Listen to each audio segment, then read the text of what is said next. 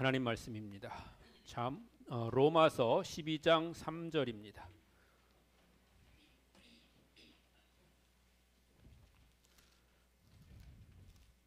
로마서 12장 3절로 13절까지의 말씀 함께 봉독하시겠습니다. 내게 주신 은혜로 말미암아 너희 각 사람에게 말하노니 마땅히 생각할 그 이상의 생각을 품지 말고 오직 하나님께서 각 사람에게 나누어 주신 믿음의 분량대로 지혜롭게 생각하라.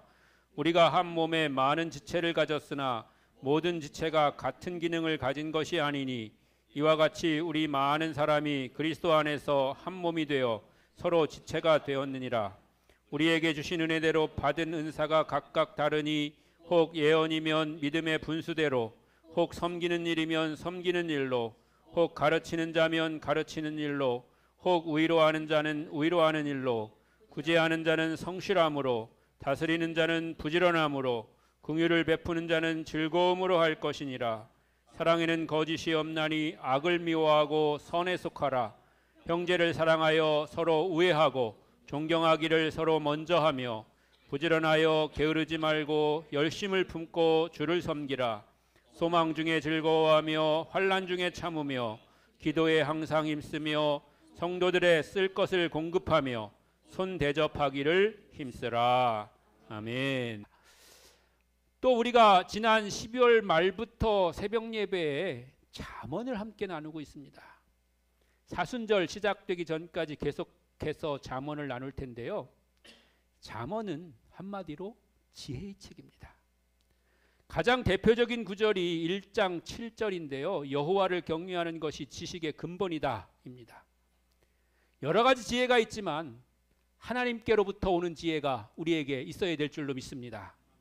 그래서 오늘은 신약 성경 중에 지혜에 대해서 말씀하시는 구절로 여러분과 함께 지혜의 말씀을 나눠보려고 합니다.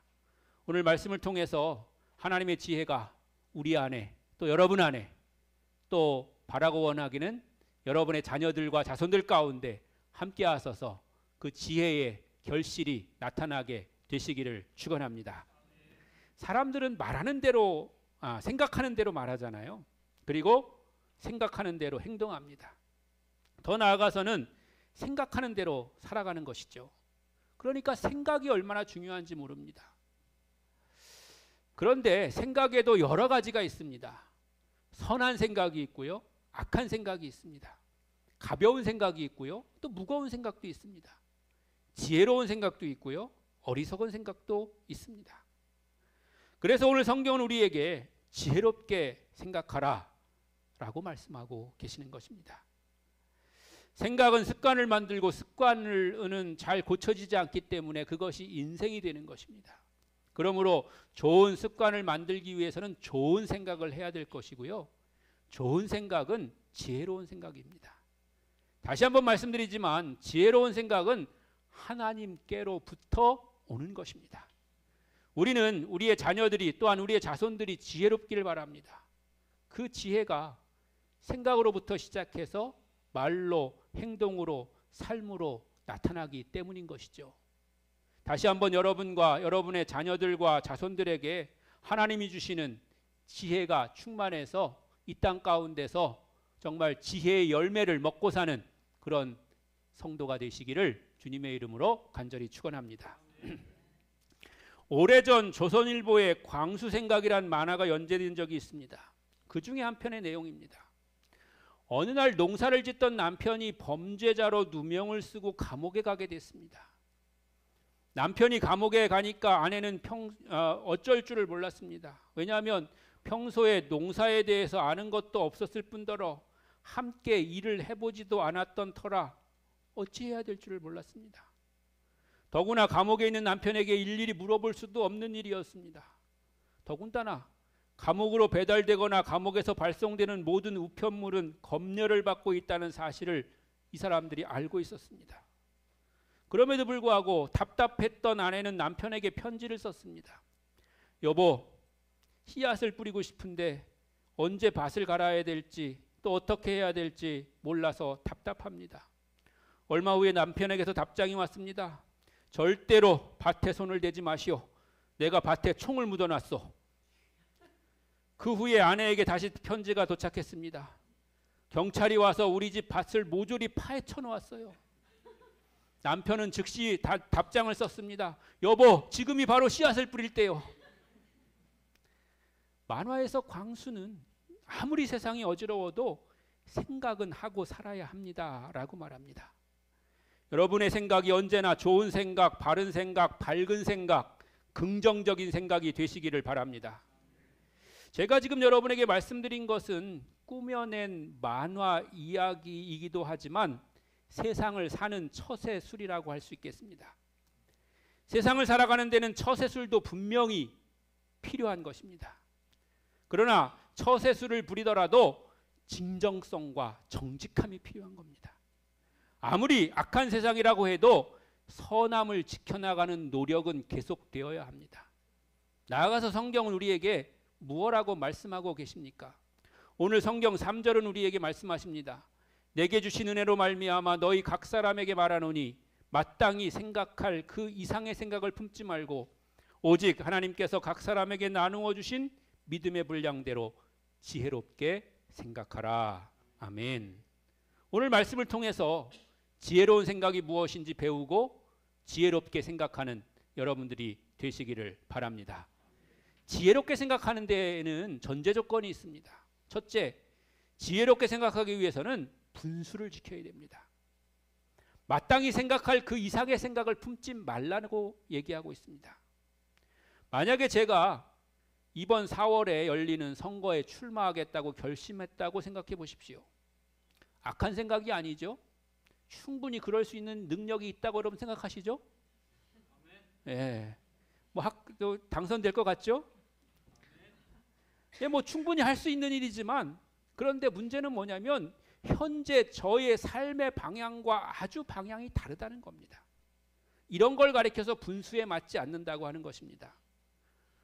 될 것 같고 안 될 것 같고 대단하고 덜 대단하고 이익이 많이 생기고 덜 생기고의 문제가 아닙니다. 상황과 환경, 더 나아가서는 사명에 합당하느냐 하는 것입니다. 그러니까 성경 말씀을 우리가 자세히 해석해 보면 우리가 마땅히 생각할 것이 있다는 그런 말씀입니다. 그 생각하면서 살아야 된다는 겁니다. 그 외에 다른데 기웃거리고 눈들리고 그래서 자신의 그런 마음을 빼앗기는 것은 옳지 못하다고 하는 것이죠. 꿈은 자유라는 말도 있지만 그렇다고 해서 허황되고 망령된 꿈을 꾸는 그런 자유를 누려서는 안 될 것입니다. 그렇다고 해서 어떤 한 가지 일에만 너무 집착하라는 그런 말씀이 아니라 자기에게 맡겨진 일에 대해서 최선을 다하고 충성하고 그리고 그 사명 가운데서 우리가 열매를 맺어야 된다고 하는 것입니다.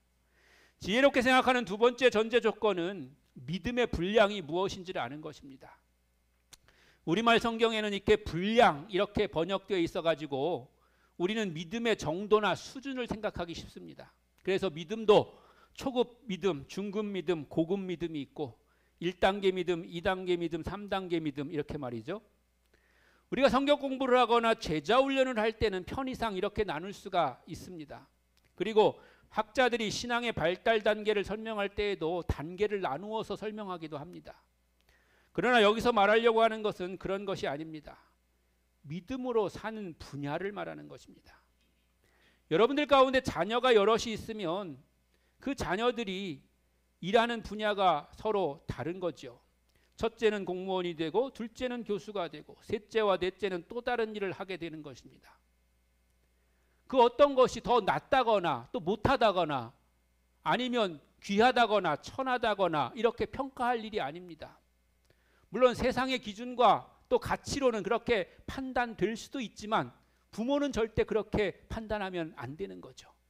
어떤 일을 하든지 자녀가 하는 일이 다 귀하고 소중하고 또 그것을 통해서 그 자녀가 기쁨으로 행복하게 살기를 그렇게 바라게 되는 것입니다. 자신의 달란트와 주신 사명을 따라서 맡겨진 일을 하게 하면 되는 것입니다.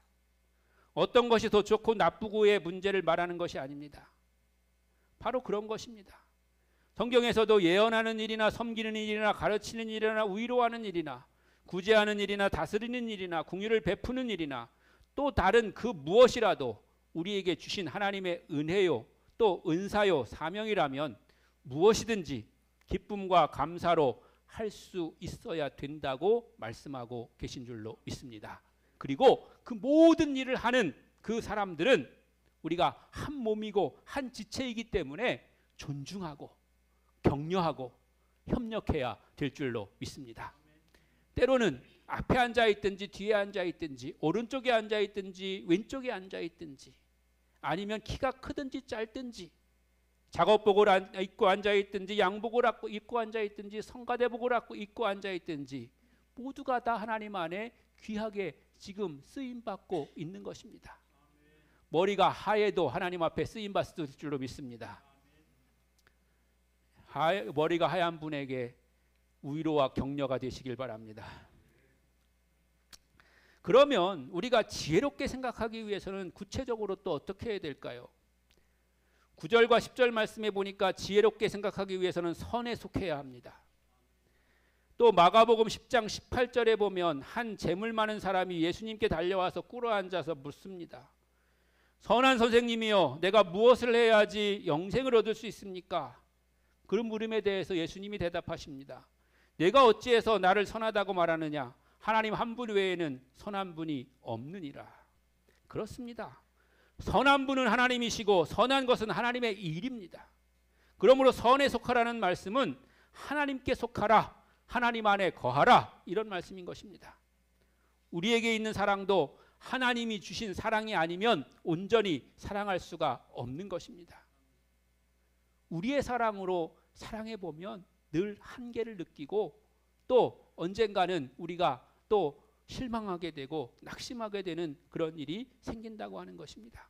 그러므로 우리는 하나님이 주신 사랑으로 우리의 사랑의 탱크를 채워 나가야 되는 것입니다. 우리 마음 가운데 하트가 있다면 그 하트의 내용물을 주님의 사랑으로 채워 나가야 되는 것입니다. 그럴 때 우리는 사랑을 온전히 또 계속해서 전달할 수 있는 그런 사람이 될 수 있다고 하는 것입니다. 로마서 1장 28절로 31절에 말씀하시기를 마음에 하나님 두기를 싫어하는 사람은 불의, 추악, 탐욕, 악의가 가득한 자요, 시기, 살인, 분쟁, 사기, 악독이 가득한 자요, 수군수군하는 자요, 비방하는 자요, 하나님께서 미워하는 자요, 능욕하는 자요, 교만한 자요, 자랑하는 자요, 악을 도모하는 자요, 부모를 거역하는 자요, 우매한 자요, 배악하는 자요, 무정한 자요, 무자비한 자라고 그렇게 말씀하셨습니다.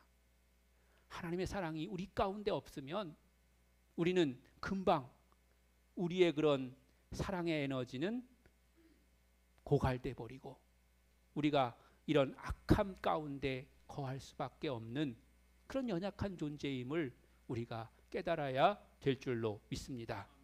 하나님을 향한 마음을 품고 선하신 하나님께 속하심으로 말미암아 지혜 있는 자가 되시기를 주의 이름으로 간절히 축원합니다. 둘째는 11절에 보니까 열심을 품고 주를 섬겨야 된다 이렇게 말씀하십니다. 그런데요, 우리가 열심을 품을 때도 한 가지 주의할 것이 있습니다.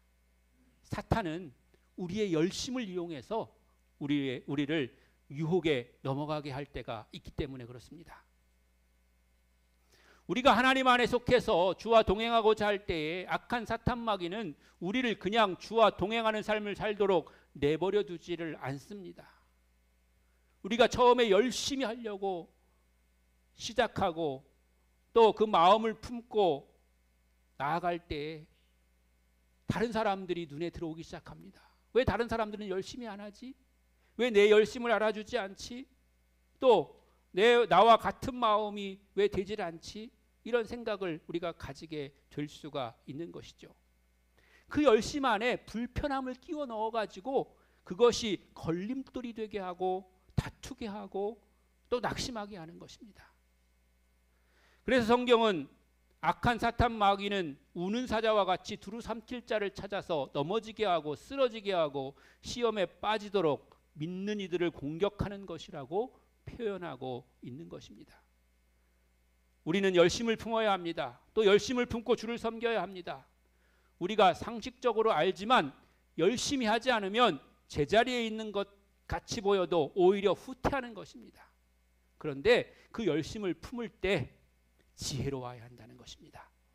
하나님이 주신 지혜로 말미암아 내가 열심 품게 된 것은 하나님이 내게 사명 주시고 은혜 주시고 내게 은사 주신 것 안에서 내게 맡겨진 일을 한다고 하는 것을 깨닫고, 또 옆에 있는 사람이 그렇게 하면 우리가 격려하고 또 사랑해주고 때로는 위로해주고 그런 일이 필요한 것이고요. 내가 못하는 일을 옆에 있는 사람이 더 잘하면 더 칭찬하고 격려해 줘야 되는 것이고요. 혹시 그 사람이 그 일을 하다가 지치면 또 함께 손을 잡고 이끌며 함께 나가야 되는 것입니다. 왜냐하면 아까 말씀드렸던 것처럼 우리는 한 몸과 한 지체로 살아가는 그런 성도이기 때문인 줄로 믿습니다. 사랑하는 성도 여러분, 지혜로운 열심을 품으시기를 주의 이름으로 간절히 축원합니다. 세 번째는 항상 기도해야 됩니다. 기도해야 된다는 말씀을 우리가 어떻게 설명을 해야 될까요? 항상 기도하라. 쉬지 말고 기도하라. 범사에 기도하라. 때를 얻든지 못 얻든지 기도하라. 집에 앉아 있을 때에든지 길을 행할 때에든지 누웠을 때에든지 일어날 때에든지 기도하라. 내 집은 만민이 기도하는 집이라. 어디를 갖다 대든 기도한다는 것은 분명한 하나님의 뜻입니다. 기도하는 목천교회가 되시기를 바랍니다. 기도하는 목사, 기도하는 성도가 되시기를 바랍니다. 기도가 누구 하나의 전유물이 아니고 누구 특별한 사람이만이 할 수 있는 것이 아닙니다. 우리 모두가 다 기도해야 되는 것입니다. 기도하는 사람에게 하나님은 응답하실 줄로 믿습니다. 어떤 사람들은 기도하는 사람들이 응답받는 것을 우연이라고 말합니다. 그러나 기도하지 않는 자에게는 그런 우연도 일어나지 않을 것입니다. 믿음의 거장이고 종교개혁자였던 마르틴 루터는 평소에는 새벽에 1시간씩 기도하다가 그날이 힘들고 어려운 일이 많거나 바쁜 일이 있으면 2시간, 3시간씩 기도한다고 합니다. 그런데 우리는 이게 잘 안 됩니다. 저도 이게 잘 안 됩니다. 바쁘고 힘든 날에는 기도 시간이 짧아집니다. 빨리 나가서 오늘 할 일을 준비하고 처리하고자 하는 계획이 머릿속을 분주하게 만듭니다. 어떻게 해야 될 것이라고 하는 그런 계획들이 막 세워지기 시작합니다. 그걸 빨리 하려면 빨리 지금 일어나서 나가야 되는데 내가 지금 이렇게 앉아 있을 때가 아닌데 이렇게 생각하는 거죠. 그것은 내 기도가 내 어떤 그런 공력과 노력을 쌓는 일이라고 착각하고 있기 때문에 그런 겁니다. 그냥 앉아 있는 것이 아니고 내가 앉아 있는 것이 아니고 지금 하나님과 함께 하고 있는 것이고 하나님과 대화하고 있는 것이고 하나님이 내 하루의 일들을 지금 계획하고 계시다는 사실을 잊어버리는 거죠. 그저 나는 주님 앞에 내 공로를 하나씩 기도의 시간을 쌓고 있는 거라고 생각하면 내 일을 위해서 빨리 일어나고 싶은 그런 유혹에 우리가 빠지게 되는 것입니다. 현실적으로 보면 열정과 열심입니다. 그러나 하나님께 온전히 맡기고 지혜를 구하는 것이 부족한 것입니다. 내가 하려고 하는 것입니다. 내가 열심히 해도 그에 대한 성과는 분명히 있을 것입니다. 그러나 거기서 끝입니다. 내가 열심히 하는 게 성과가 전혀 없는 게 아니고요. 그 사람의 능력이나 환경에 따라서 분명히 성과는 날 겁니다. 그러나 그 성과는 그 성과에서 끝나고 마는 것입니다. 그러나 내 생각과 마음과 뜻과 시간을 더 들여서 하나님께 기도하고 맡기면 하나님께서 일하시게 될 줄로 믿습니다. 후히 되어 누르고 흔들어 넘치도록 부으시는 하나님의 행하심이 우리의 삶 가운데 나타나게 될 줄로 믿습니다. 하나님께 먼저 기도로 준비하고 아뢰고 주님께서 도우실 것을 믿고 믿음으로 우리가 일을 시작하면 하나님께서 그 모든 것을 더하여 풍성하게 이루게 되실 줄로 믿습니다. 기도함으로 하나님을 일하게 하는 그런 여러분들이 되시기를 주의 이름으로 간절히 축원합니다. 넷째는 성도와 이웃을 섬기는 자가 되어야 합니다. 이것은 현실 생활에 대한 말씀인데 현실 생활에는 경제적인 조건이 항상 뒤따라야 합니다. 성경은 물질 생활에 있어서 성도가 실천해야 될 2가지 덕목을 말하고 있습니다. 그 중에 하나는 초대교회의 특징에서 찾을 수 있는 유무상통의 전통입니다. 초대교회 성도들은 주의 사랑으로 충만한 나머지 궁핍한 성도들에게 자신의 재물을 기꺼이 나눠주고 또 자신의 재산의 소유권까지도 굳이 고집하지 않았습니다. 그래서 자기 것을 굳이 자기 것이라고 주장하지 않았습니다. 그래서 그들은 함께 나누고 베풀며 그래서 한몸 된 것을 실천하고 살았던 것입니다. 오늘날 우리가 이렇게 똑같이 할 수는 없지만 그러나 내게 있는 것을 다른 사람에게 나누고 베풀어 섬기는 것을 우리는 기뻐해야 될 줄로 믿습니다. 그렇게 할 수 있는 자신이 오히려 감사하게 그렇게 여겨야 되는 것이죠. 여러분이 할 수 있는 최선으로 다른 사람을 섬겨 그 사람을 세워나가고 그리고 그 사람의 어려움을 우리가 도울 수 있는 그런 나누고 베푸는 그런 성도가 되시기를 바랍니다. 또 하나는요, 손대접, 즉 나그네를 환대하는 것입니다. 이것은 구약 시대로부터 이어지는 이스라엘의 오랜 전통입니다. 이스라엘 사람들은 유목민으로 여기저기를 옮겨 다니는 생활을 했습니다.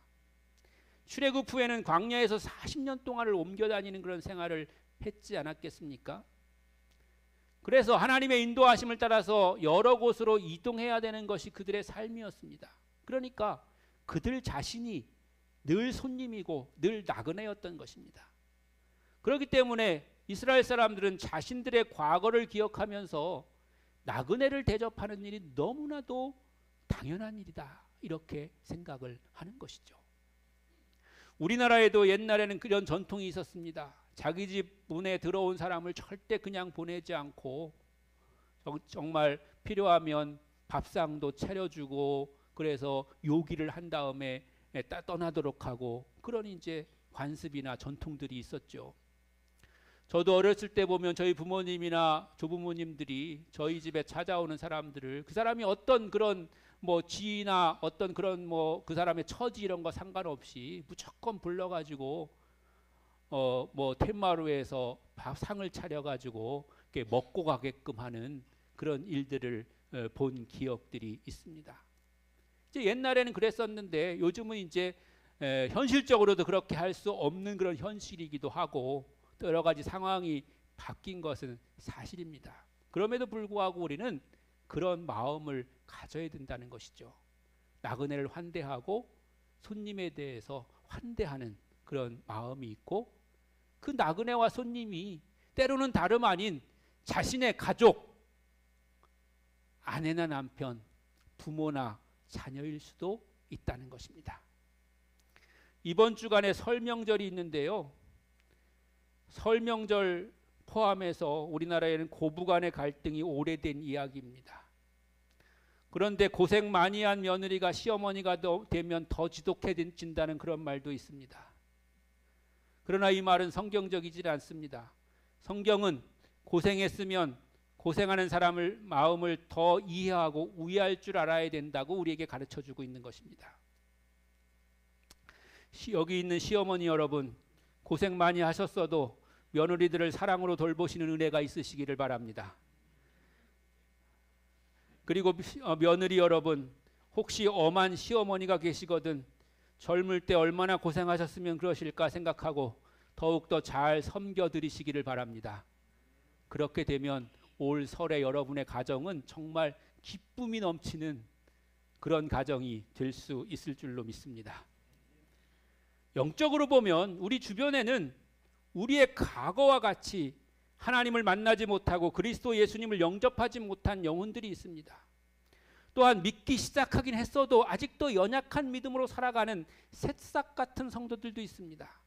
그런데 그것은요, 나이와도 상관없고요, 신앙의 연조나 직분과도 상관없는 경우도 있습니다. 믿은 지가 오래돼도 아직도 연약한 믿음이 있고요, 또 직분이 이렇게 올라갔어도 아직도 연약한 그런 믿음들도 있다는 것입니다. 그러므로 여러분의 주변에 있는 지체들을 긍휼과 사랑으로 섬기는 여러분들이 되시기를 바랍니다. 그것은 사랑과 관심으로부터 시작하는 것입니다. 그 사람이 어떨지에 대해서 내가 가늠해 보는 거죠. 그리고 이해해 보려고 노력하는 거죠. 당연히 그래야 되는 거 아니냐고 하는 그런 생각은 사실은 좀 위험한 생각입니다.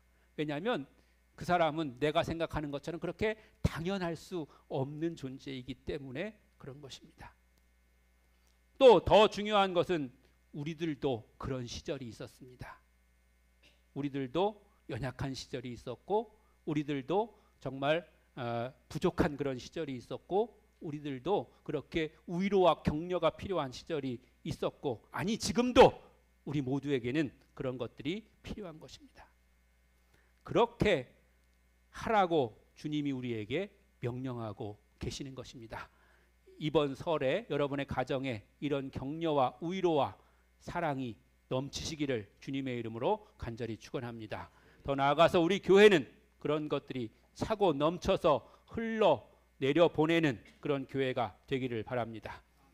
오늘 말씀을 정리하자면 이 모든 것이 지혜로운 생각으로부터 시작된다고 하는 것입니다. 그러므로 우리는 지혜롭게 생각해야 됩니다.